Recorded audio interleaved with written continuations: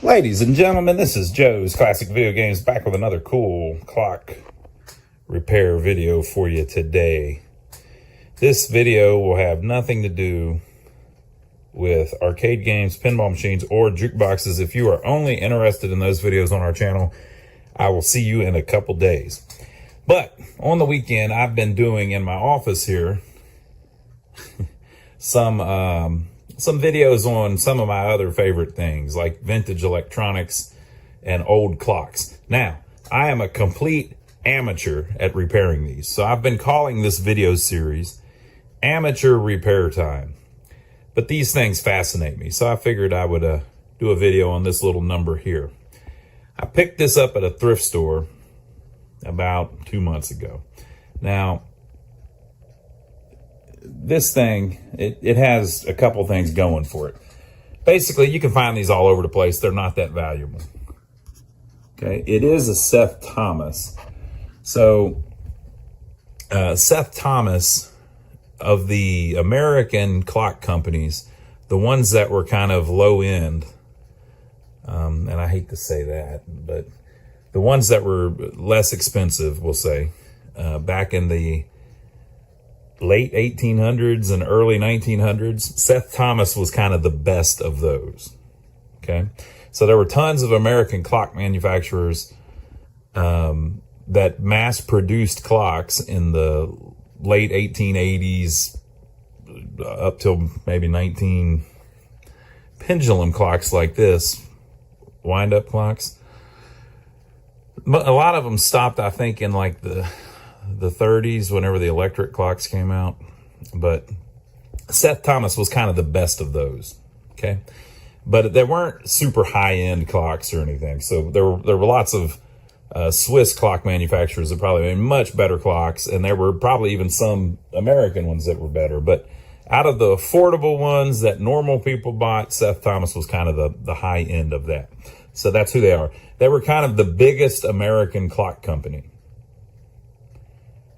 I believe they're out of business now. I'm not sure. Maybe we'll have to research that. But anyway, I saw this clock. This isn't that old of one. You can tell by the just the way the wood is done.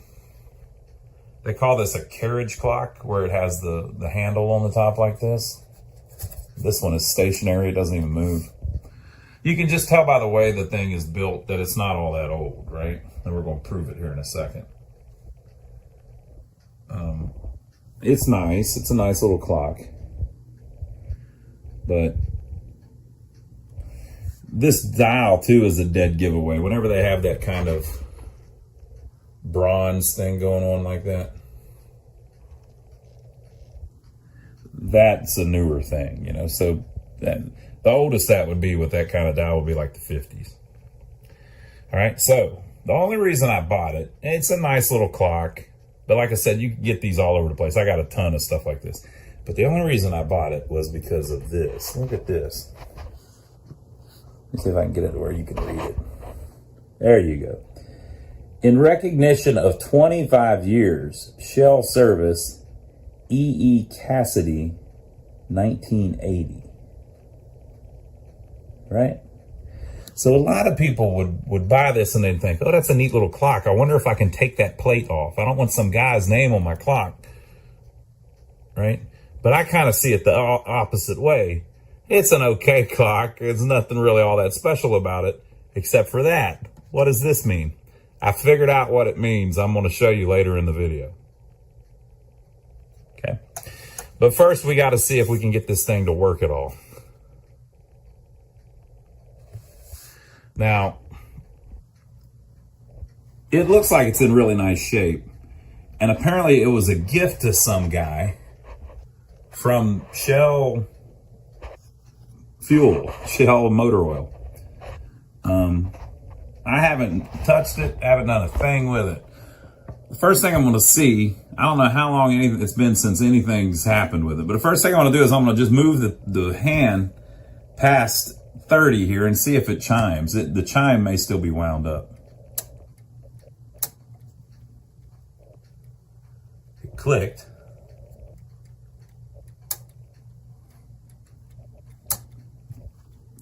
It's clicking, so it knows where it's going. I wonder if this means the chime is off. Let's try it again.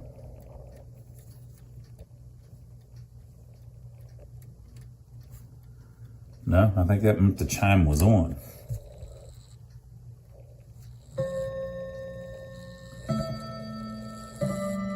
Oh, it's got the Westminster chimes. Cool.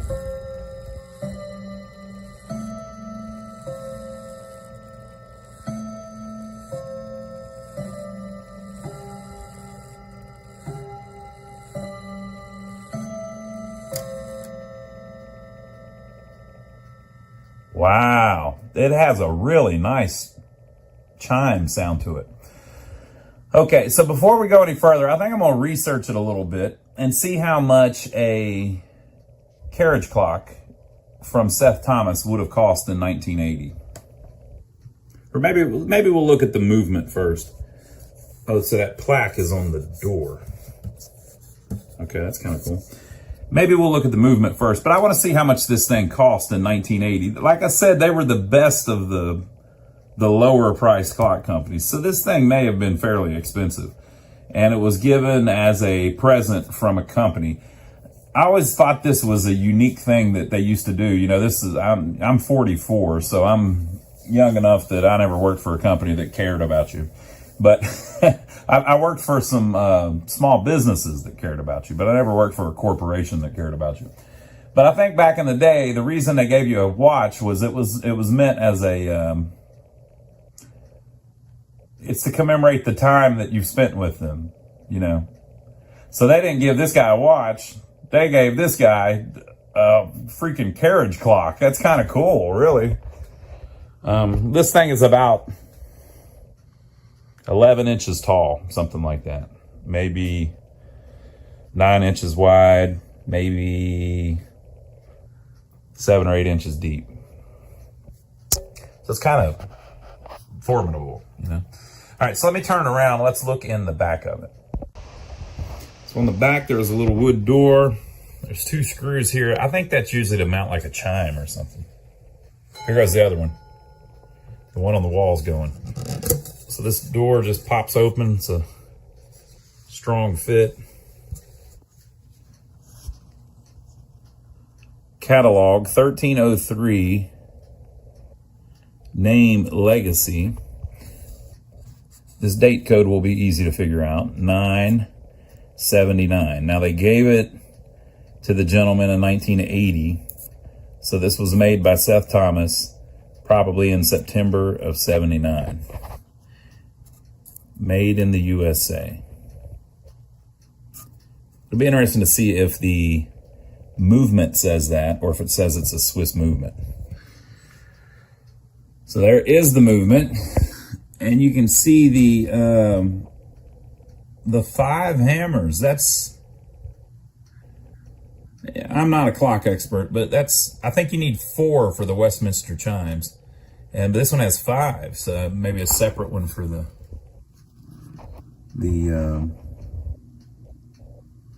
alarm or something. I don't know. What are we looking at here? Is this some kind of... So I don't know anything about this type of movement. Yeah, see? Look. It's a Hermle movement. Hermle. Franz Hermle. 2 jewels, unadjusted, made in Germany. Wow, we do have a couple jewels. Usually they say 0 jewels, unadjusted, made in Germany. And the 0 jewels, the reason they put that is because I think they had to pay more taxes if it had more jewels or something like that. And the 350-60, I think is just the name, the part number of the movement. So here's what we're going to do. I'm not going to disassemble this whole movement. I doubt the thing's been used much.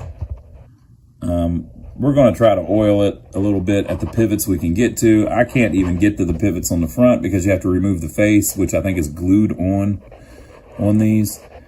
So we're not going to do a bunch of service to it, but we're going to try to get her to run. Let's see if it'll keep decent time. Looks like it's in nice, clean condition. All right, so with it, usually this little oiler here, is that an oiler?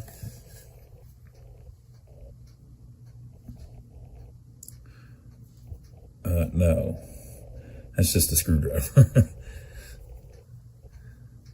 Little screwdriver with it. Wonder why they thought you would need a screwdriver, or if this is just somebody's screwdriver they put in there. I've seen them with a little oiler that actually looks kind of like that, but installations instructions. America's finest clock since 1813. You know, they are really nice. The cabinets are nice on the older ones. You know, by this time they were kind of checking out. You got to remember, folks, by the time they made this in 1980, and you notice they didn't use an American movement, they were buying them from Germany. By the time they made this in 1980, there was no reason to have a wind-up clock. You know, everybody had electric clocks. Everybody had clocks with a hairspring, you know. That must be what this is, actually, now that I think about it, because there's no pendulum. So it must be running on a hairspring. A balance wheel. Makers of fine clocks since 1813. That's cool. Notice, this award carries a manufacturer's warranty for 1 year. Any repairs or service beyond this period should be referred to one of the service centers listed. Okay. Ooh. Interesting.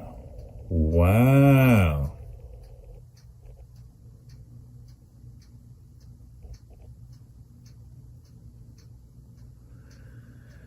A time and place here on Park Road here in Charlotte. We might have to look for that. St. Brackert.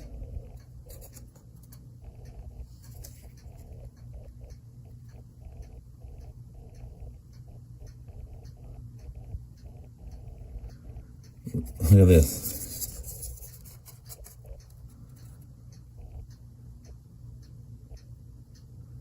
$220. 12/19/02. Does that say paid? Paid $220. December 19th, 2002. Surely they wouldn't sell a clock that still had somebody's name on it for $220. I paid $20 when I bought it. That's more, you know, what you would expect. $20 is a pretty good deal, but it's a thrift store, you know. I can't imagine somebody paying $220 for a clock with somebody else's name on it. So maybe it was serviced and they paid $220 for a extensive service.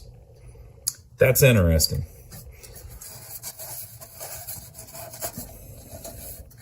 Or maybe somebody paid $220 for a nice clock that had somebody else's name on it. Customer startup instructions. Delicate instrument. Read these startup instructions before setting the clock.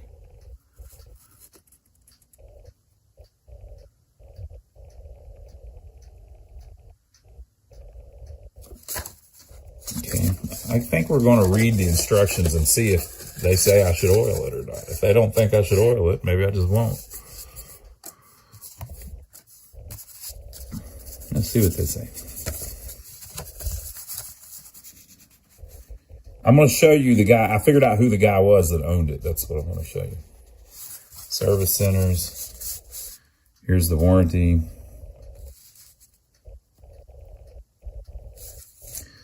Okay. So they never did that. I guess it made it its year.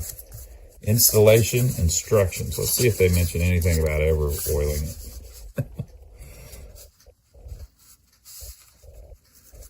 Turn minute hand in either direction to correct time. Should you turn minute hand in a clockwise direction, it is important that you stop at each quarter hour or half hour and allow the clock to strike its complete cycle. It is not necessarily to wait for clock to strike if you set time in a counterclockwise direction. That is wild. A self-correcting device will automatically coordinate the time and strike. Rear wind models are equipped with a time set knob on the back of movement. Set time is above. So on this model,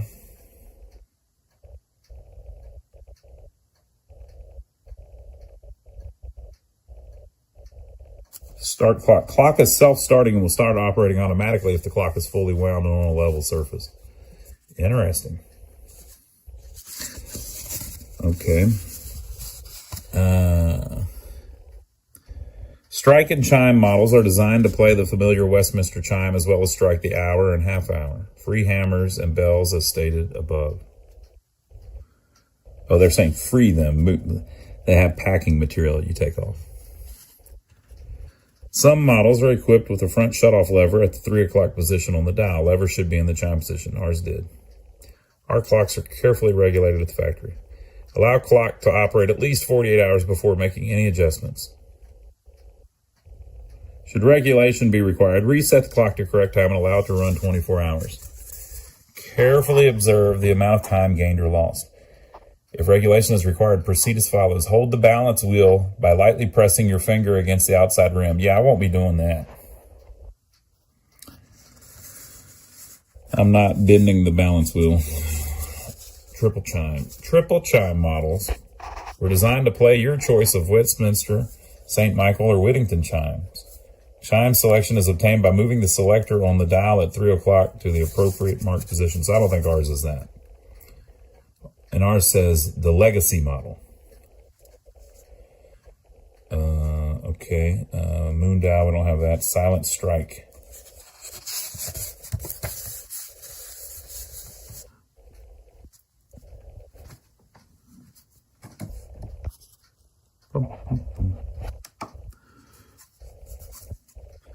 I want to see if it says anything about oiling it. It's probably just going to say take it to a Seth Thomas dealer.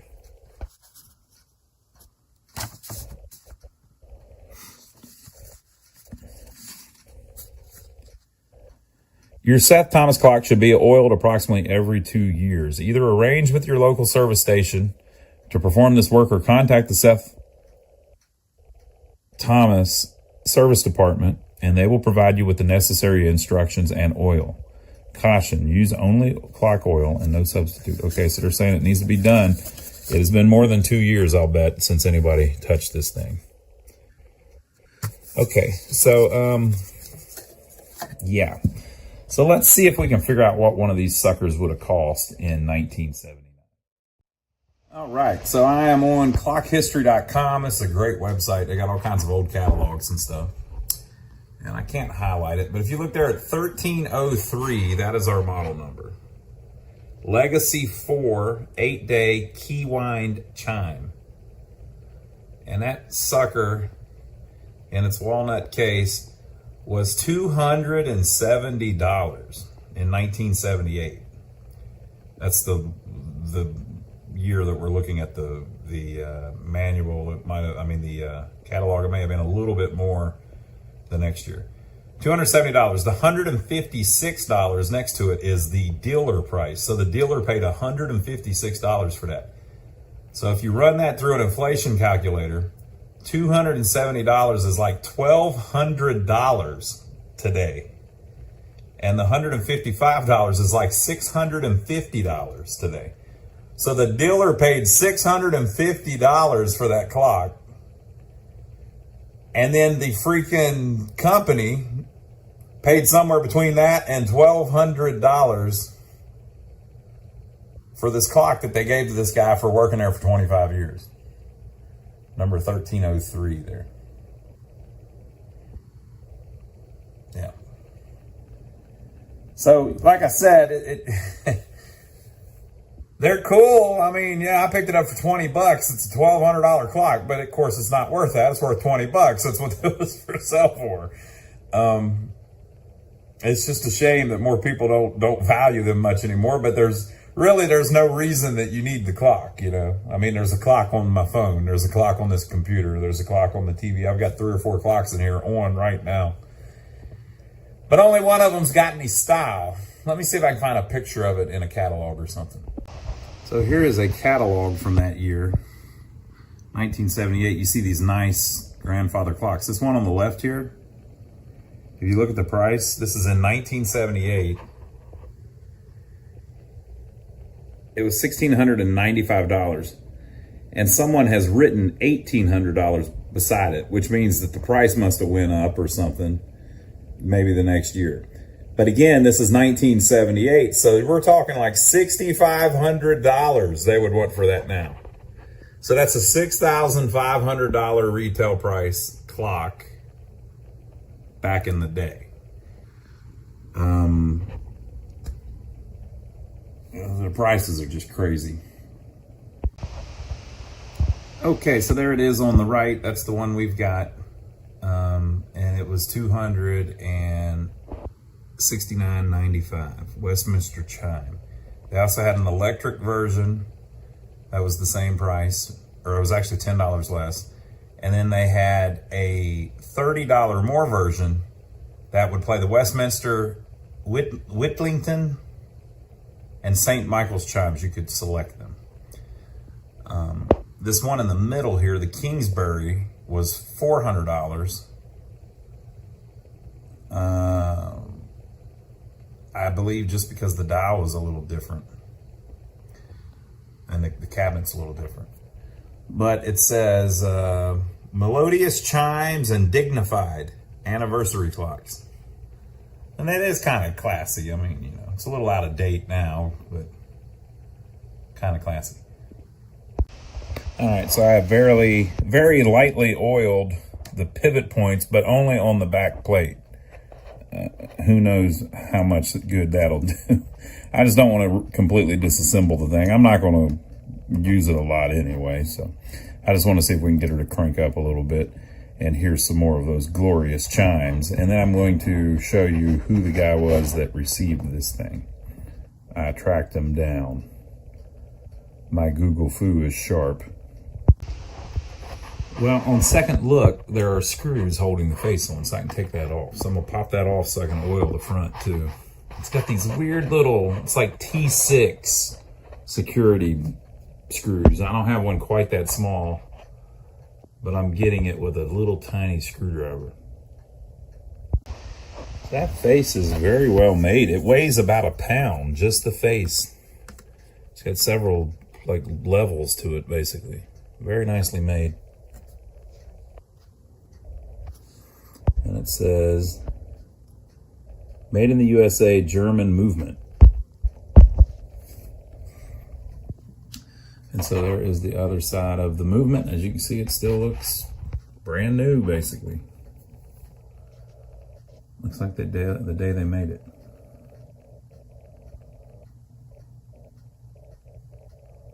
Beautiful. All right, so I'm gonna oil the pivots just a little bit, very lightly, very, very lightly, and then see if we can get it to actually do anything. All right, so I found a key that fits it. So we'll wind her up. Now, we need to talk to the clock, okay? You got to convince these inanimate objects to work with you a little bit, you know, like, so we got to tell it, look, clock, we're admiring you, right? We're trying to help you, clock, but we don't really know what we're doing. So you're going to have to cooperate a little bit. Now, you look like you're in great shape, but we don't know what we're doing. So all we can do is wind you up. We oiled you just a little bit. Hopefully that'll do something. I got this key with a bunch of other stuff. I don't know if I did the video. I don't know if you've seen the video yet where I picked up all of the used clocks. Uh-oh, that's not good. Does it use a different size?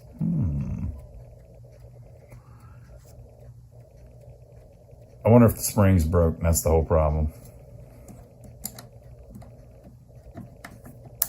Yep, I think we got some serious issues here.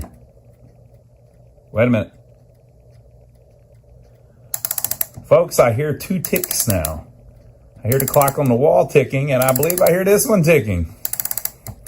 But I think the chime is broke on it. Because I think that would not whine. Okay, let's see if you can hear it.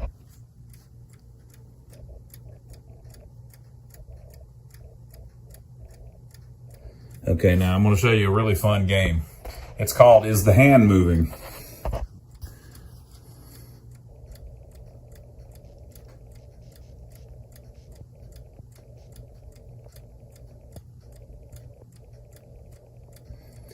I mean, I think it's obvious that the hand is moving.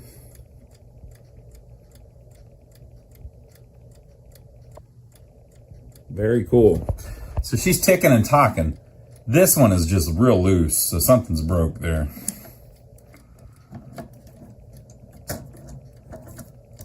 You know. I wonder if,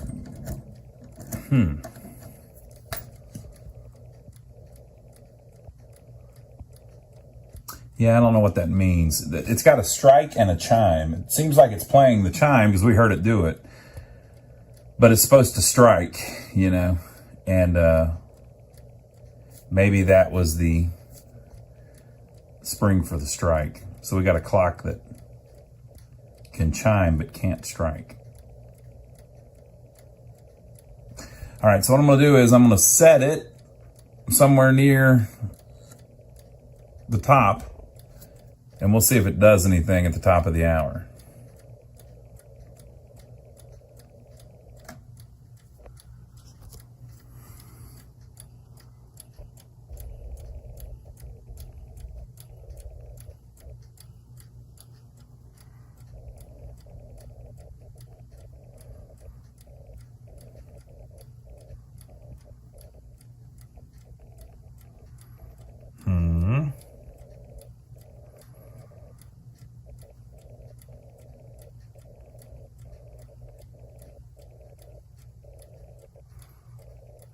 You'd think it would click or something. And it should still play the chime.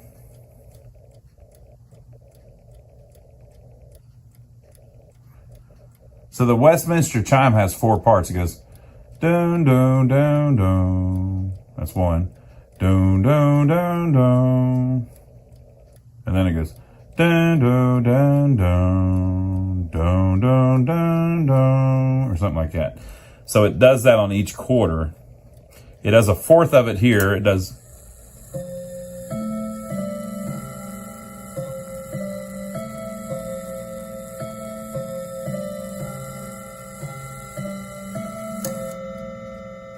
Then it should gong, gong, gong, gong, but it can't because the spring is broke apparently. And you know, I've got those springs, but the problem is, I don't think I could take the movement apart without breaking it into a million pieces. It's a pretty complex movement. So I'm not going to be able to fix it yet.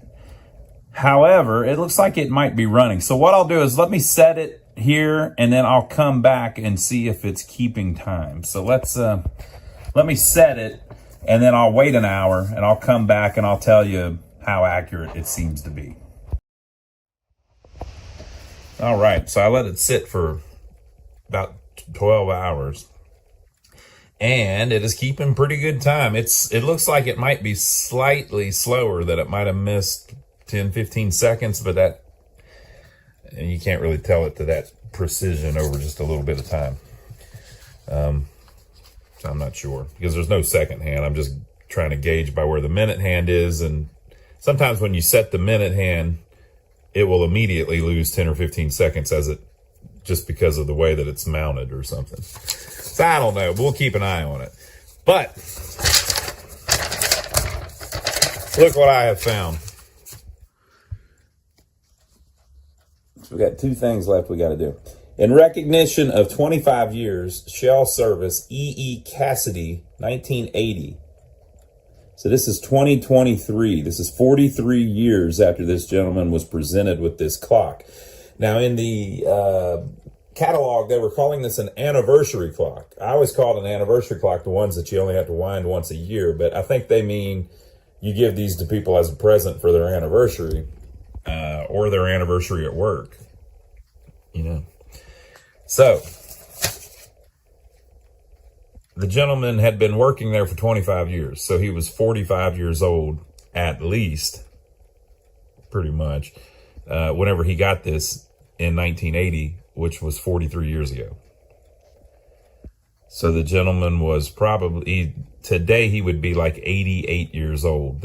You're reaching the end of life.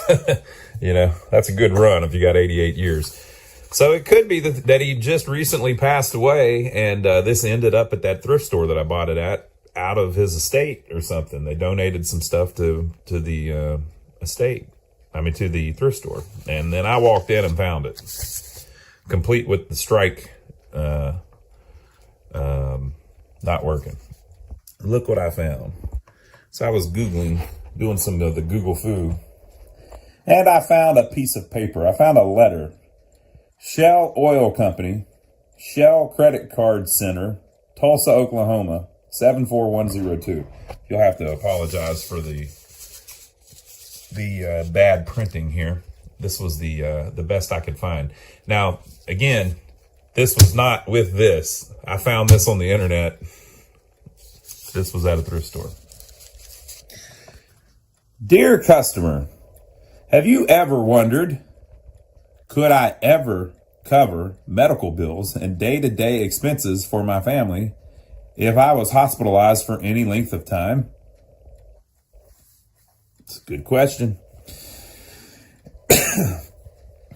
Now, there's a plan available for Shell credit card customers that pays you regardless of what you collect from Medicare, workers' compensation, or any other company's plans. This group hospital income plan was designed to help you pay your hospital and medical bills when you're hospitalized. By the way, the date of this letter is about 1976. Okay. This group hospital income plan was designed to help you pay your hospital and medical bills when you're hospitalized. These benefits may help you to budget your other income for those everyday living expenses that don't stop just because you're in the hospital. In inflationary times like these, 1976, you got that right, many good plans don't pay all the medical bills.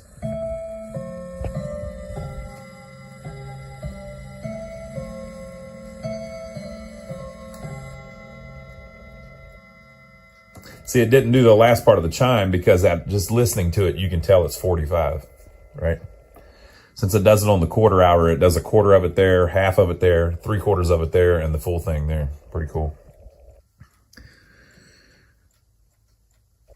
In inflationary times like these, many good plans don't pay all the medical bills. That's why it's particularly important to consider a group hospital income plan like this. We selected one of the leaders in the direct-to-consumer health and hospital insurance products, National Home Life Assurance. Life Assurance, that's cool. Life Assurance Company, to underwrite and offer this plan especially for our credit card customers. I urge you to read the enclosed letter for all the details on the many benefits of this low group rate plan. You will then see why I recommend you consider this valuable opportunity to help protect yourself and your loved ones. Sincerely, E.E. Cassidy, Manager, Customer Services, Shell Credit Care Center. Donnie called. I had to answer that. So this is the guy's signature, and that's his name, E.E. Cassidy, and it's kind of a little bit of a, I don't want to say somebody's name is strange, but, a little different, unique spelling. And that's him. Shell Service. So he worked for Shell for 25 years. So I found this in a book. The guy had printed a book about marketing, and this was one of the examples of direct marketing in the book. P.S. Good news. as a Shell credit card customer, you are automatically eligible for low group rates, and you can charge it to your Shell credit card account. So this guy worked for the credit card company of Shell. He worked there for 25 years, and the company bought him this freaking clock that was $1,200, the equivalent of $1,200, because he'd been there 25 years. That's kind of cool, really, you know. So there it is. Okay, so the last thing we have to do, we got to fix the strike problem. I looked online. You can actually remove the, you can fairly easily remove the spring barrel for the strike. And I think that's the problem. The way they've designed, Hermle designed that movement, there is a C-clip on the back of it and maybe something on the front. And that barrel will just drop right out. And then we can take the barrel apart and see what's going on with the spring. So let me see if I can get it out of there. So if you look from the back, this is the main time barrel. This is the chime barrel. You can actually see it a little bit there. And this is the strike barrel. And if you look, it's loose in there because it's not wound. And they are just held in place by the winding arbor, which is held into the movement with a C-clip. So you can drop this whole piece out. I don't know if I can get it around the edge here, though. I might have to take the freaking... I think I can. I think it'll come around the edge with it still in the case. But apparently, if you have a problem with those, if you let them down, you can drop them right out of the movement. Like I'm touching the time one right there. And work on them and then put them back or buy a replacement or whatever. So let me see if I can get it out of there. I think I got to take the face back off. All right, yeah, it came right out real easy. You just take the clip off the back, slide this out, and the whole freaking thing falls out. And then I was able to wrench it out without taking the movement out of the case. Of course, I had to take the dowel off. The little ratchet is screwed up on the front too. I got to mess with that. But okay, so basically this thing is freewheeling. When you turn it, it just turns. It shouldn't be able to do that. There's a spring in there, so it should be grabbing the spring and winding the spring, but it doesn't. So I think you can see here where it's hooked. It's still hooked on the outside, but I think it's not hooked to this arbor or whatever they call this on this type here in the middle. So we'll see what we can do about that. I need to pop it open. And it is a number 50. I got to figure out how to open up. You know, folks, in my life, I'm often lucky. Look at this. Look at this. It's got the best possible problem. The arbor sleeve just slipped loose. So basically, that little pin there is supposed to catch that hole in the spring. And it's not catching it, probably because the end of it's blown out a little bit or something. So I just need to bend that a little differently to where it wraps a little tighter around here, and that should fix my problem. Then I can put it back together. I'll put a little oil on it. Look, I'm not going to disassemble the whole thing and go crazy with the oil, but I'll put a little bit on it. And we'll put it back together and put it back in the machine in the clock and see if it will now strike. Let me see if I can get it to fit in there better. All right, so I just turned it.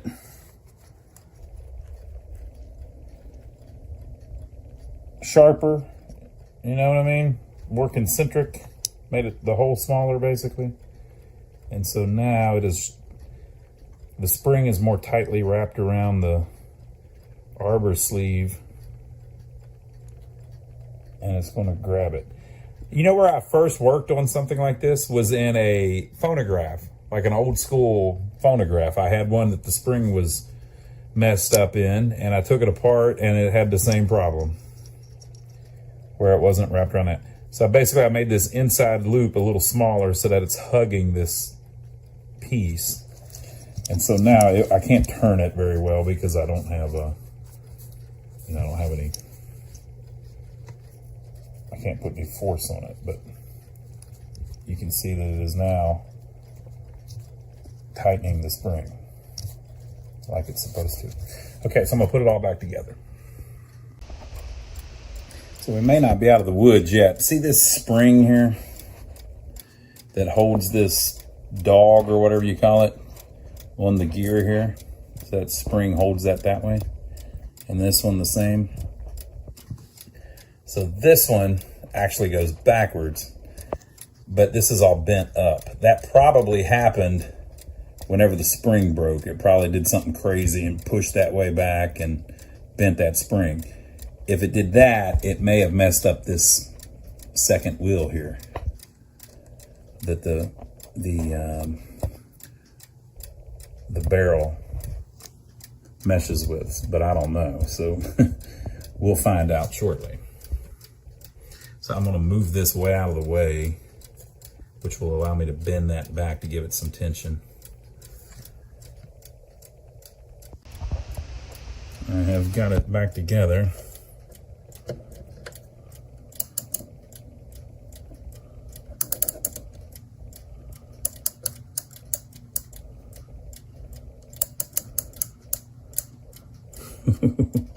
It's kind of scary.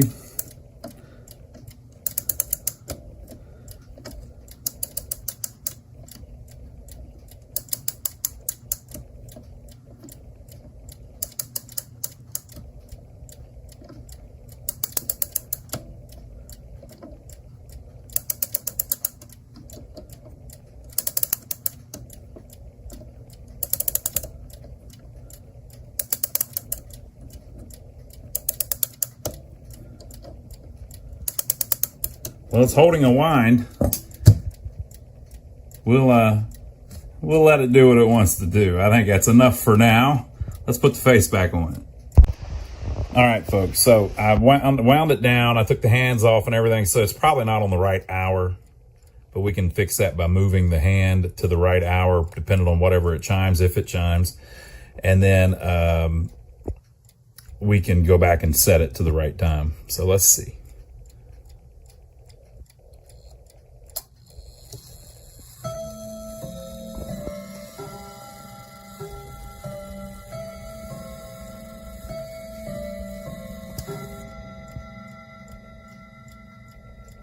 So that's like 45. So the hand might be on backwards, or maybe it just, I think they get confused after a while if you're moving the hands around a lot, but I think they can fix themselves.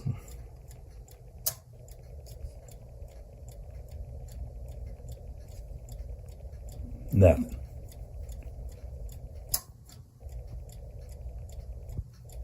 Nothing.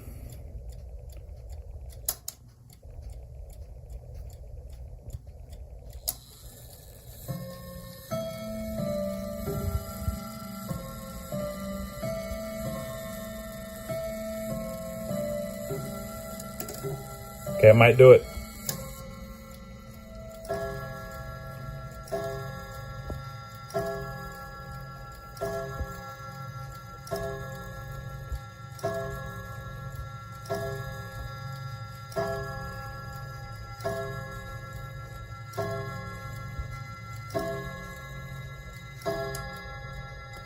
Okay, so it thinks it's midnight.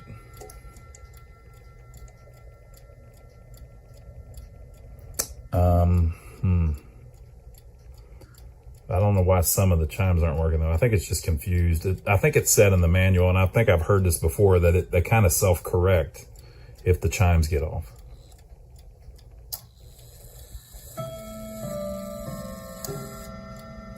Okay, so now it thinks it's at 15. You can't just move the minute hand. It's keyed. It'll only go a certain place.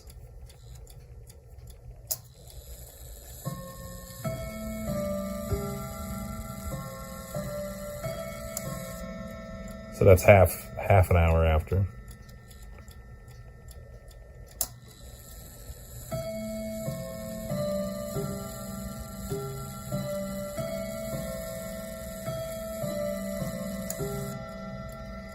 What happens if I do this?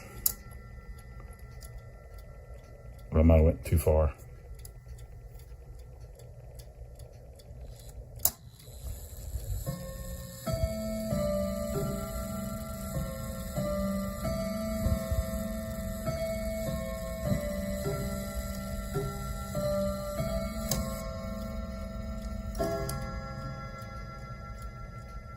Perfect.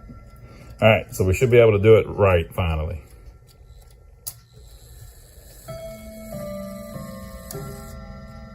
So a quarter after, it just does the first part of the Westminster. 30 after.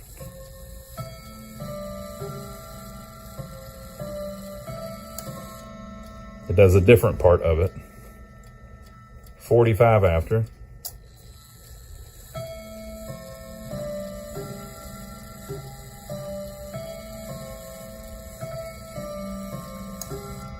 It does 3/4 of it. And then when we get to the top, it should do the whole Westminster, and then it should chime twice. It should strike twice.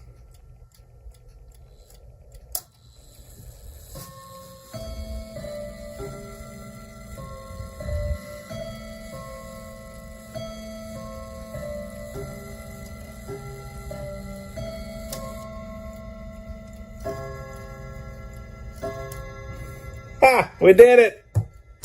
We fixed it! Awesome. Okay, I'll show you it doing midnight, and then that'll wrap it up. What a cool clock. We fixed it. That's pretty cool. I need to get it its own key, though. This is just a extra key I had laying around. I've seen people advertise these for sale before, and they'll say, the key's missing. And they act like that's some big, huge thing. These are literally like $1. Okay. Okay, so we are approaching midnight. Let's see if she'll work. You know, this is the whole show, 12 o'clock. That's when you get all the fireworks. I feel like Wilson Pickett right now. I think we got it. We got to count it, though. I like how these have the kind of mellow chimes, where it sounds like bells, like tubes or something, you know? Now, I figured out earlier that it strikes a little after. It might be a minute late or something.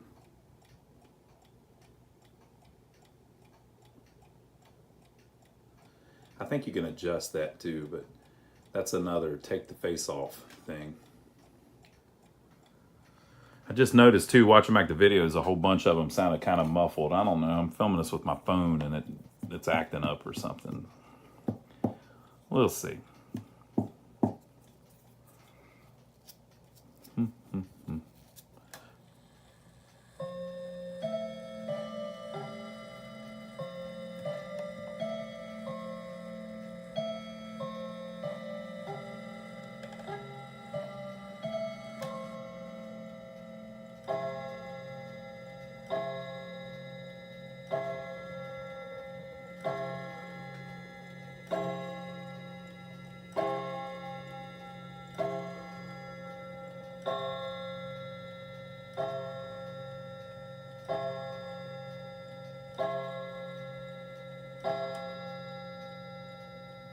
Perfect.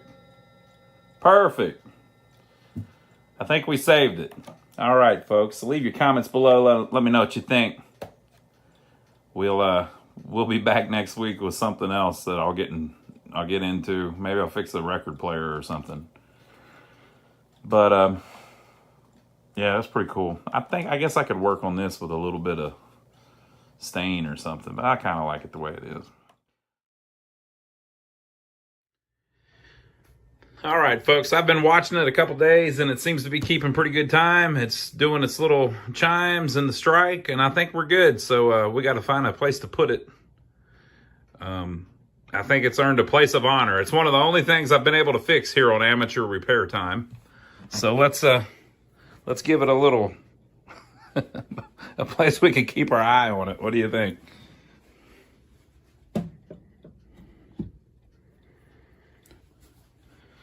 Perfect. Perfect. You know, we haven't fixed much.